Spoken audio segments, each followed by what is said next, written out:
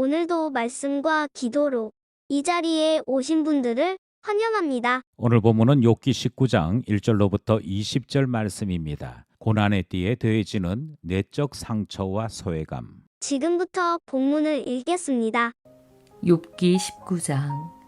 욥이 대답하여 이르되 너희가 내 마음을 괴롭히며 말로 나를 짓부수기를 어느 때까지 하겠느냐. 너희가 10번이나 나를 학대하고도 부끄러워 아니하는구나. 비록 내게 허물이 있다 할지라도 그 허물이 내게만 있느냐. 너희가 참으로 나를 향하여 자만하며 내게 수치스러운 행위가 있다고 증언하려면 하려니와 하나님이 나를 억울하게 하시고 자기 그물로 나를 애워싸신 줄을 알아야 할지니라. 내가 폭행을 당한다고 부르짖으나 응답이 없고 도움을 간구하였으나 정의가 없구나. 그가 내 길을 막아 지나가지 못하게 하시고 내 앞길에 어둠을 두셨으며 나의 영광을 거두어 가시며 나의 관모를 머리에서 벗기시고 사면으로 나를 헐으시니 나는 죽었구나. 내 희망을 나무 뽑듯 뽑으시고 나를 향하여 진노하시고 원수같이 보시는구나. 그 군대가 일제히 나와와서 길을 도두고 나를 치며 내 장막을 둘러 진을 쳤구나. 나의 형제들이 나를 멀리 떠나게 하시니 나를 아는 모든 사람이 내게 낯선 사람이 되었구나. 내 친척은 나를 버렸으며 가까운 친지들은 나를 잊었구나. 내 집에 머물러 사는 자와 내 여종들은 나를 낯선 사람으로 여기니 내가 그들 앞에서 타국 사람이 되었구나. 내가 내 종을 불러도 대답하지 아니하니 내 입으로 그에게 간청하여야 하겠구나. 내 아내도 내 숨결을 싫어하며 내 허리의 자식들도 나를 가련하게 여기는구나. 어린 아이들까지도 나를 업신여기고 내가 일어나면 나를 조롱하는구나. 나의 가까운 친구들이 나를 미워하며 내가 사랑하는 사람들이 돌이켜 나의 원수가 되었구나. 내 피부와 살이 뼈에 붙었고 남은 것은 겨우 잇몸뿐이로구나. 본문 전체 이해와 본문 해석입니다. 어제 본문에서 빌닷이 욥에게 비난하는 말씀을 들을 수 있었습니다. 그리고 오늘 본문은 그 비난에 대해 욥이 대답하는 내용이지요. 빌닷이 주장했던 것은 인과응보의 원리를 따라서 욥이 자기 스스로의 잘못을 시인하기를 바란다. 또 악인을 대하듯이 하나님께서 욥을 벌하시기를 원한다 하는 것이 빌닷의 주장이었습니다. 이 일에 대해 욥은 세 가지 측면에서 자신의 억울함을 변호하는 내용이 등장을 하는데요. 욥은 모든 재난의 시작이 하나님 때문이었다 하는 이 주장을 일관되게 주장합니다. 욥이 계속 질문하는 것은 하나님께서 무죄한 자기 자신에게 말로 다 할 수 없는 모욕을 주셨는데 그 이유가 무엇이냐 하는 것에 대해 계속적인 질문을 하고 있는 것이지요.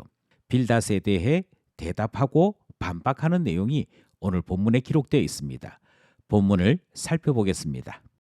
첫 번째 문단은 1절로부터 5절입니다. 너희가 어느 때까지 하겠느냐? 욥은 친구들의 행동이 욥의 마음과 욥의 인격을 조롱도 하고 부수기도 했다. 그렇게 답하고 있지요. 설사 욥이 무엇인가 잘못했다 할지라도 그것이 욥만의 범죄이겠느냐라고 말하고 있는데 이 말의 실제적인 뜻은 그것이 친구들에게 무슨 영향이 있었느냐라고 하는 말의 대답인 것입니다. 그리고 욥은 친구들에게 자기 자신에 대해서 정말 비난하기를 원한다면 사실만을 말하라 하는 점을 강조하고 있지요. 구체적으로 무엇이 어떻게 잘못되었는지 그리고 어떻게 너희들이 나보다 의로운지 자만의 모습과 내게 수치스러운 행동이 있다면 그것을 분명하게 정언해보라 이야기하는 내용이 등장하고 있습니다. 너희가 어느 때까지 하겠느냐? 첫 번째 문단 말씀이었습니다. 둘째 문단은 6절로부터 12절 말씀입니다. 하나님이 나를 억울하게 하신다. 욥은 하나님께서 자신에게 부당하게 대하셨다. 이 주장을 계속 밝히고 있습니다. 하나님의 부당함은 고통을 주신 것도 해당되지만 그것보다 더 부당한 것은 왜 고통을 주시는지 그 이유에 대해 아무리 부르짖어도 응답하시지 않는 것이라 그렇게 말하고 있지요. 명분이 분명하지 않음에도 불구하고 욥이 당하고 있는 것은 잔인한 심판처럼 여겨지고 있습니다. 이 일이 욥에게는 얼마나 컸던지 그는 희망을 뽑으시고 원수같이 대하시고 욥의 장막, 그러니까 욥의 몸을 마치 군대를 동원하여 공격하듯이 그렇게 고난을 주셨다. 그렇게 이야기하는 것이 등장하지요. 결국 하나님께서 나를 억울하게 만드셨다 하는 부르짖음이 둘째 문단에 있는 것입니다. 그 부르짖음이 있는 둘째 문단을 살펴보았습니다. 마지막 셋째 문단은 13절로부터 20절입니다. 모두 떠나게 하셨다.